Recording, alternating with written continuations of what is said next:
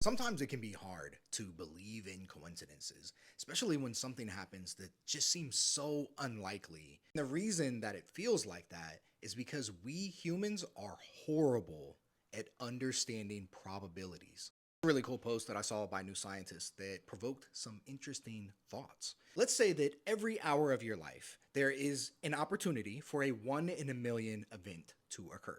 If you live the median life of about 700,000 hours, then by the end of your life, it's actually more unlikely that you would have not experienced a 1 in a million event. This is called Bayes' theorem, and it is a mathematical framework to understand probabilities, specifically given some prior information that you know of. The statistical term for this is called evidence. Pause if you want to read the definitions of each term, but I'm just going to walk through a quick example so you can see how powerful this tool is. Think about the probability of something that seems very unlikely, getting attacked by a polar bear. And let's actually think about the probability of you currently being attacked by a polar bear right now as we speak. Bayes' theorem allows us to include important information into our probability calculation. The important information that we can add here for this example is that you have just climbed into a polar bear's cage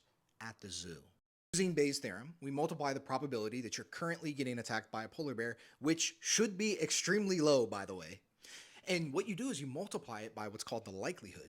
Now, this is just the probability of B being true given that A is true. So this is the probability that you have just climbed into a polar bear's cage given A being true that you are right now being attacked by a polar bear. Now, that probability is actually really high. If you are currently being attacked by a polar bear, it is very, very likely you just climbed into a polar bear's cage. And you just divide that by the probability of B. This is called marginalization in statistics.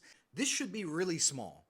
The probability that you have just climbed into a polar bear's cage should be incredibly small. So you're taking something big, multiplying it by something small, and dividing it by something that should be tiny. You're going to get a large probability here. Bayes' theorem tells us that the probability of you getting attacked by a polar bear right now can actually be incredibly high under the condition that you have just climbed into a polar bear cage. If you're talking to your friend who can't believe right now that they're getting attacked by a polar bear, you have to remind them under the condition that they just climbed into that cage, they aren't unlucky after all. There is no coincidence. To bring this all home, the probability of a 1 in a million event happening is obviously low unless you include the condition that you have lived many hours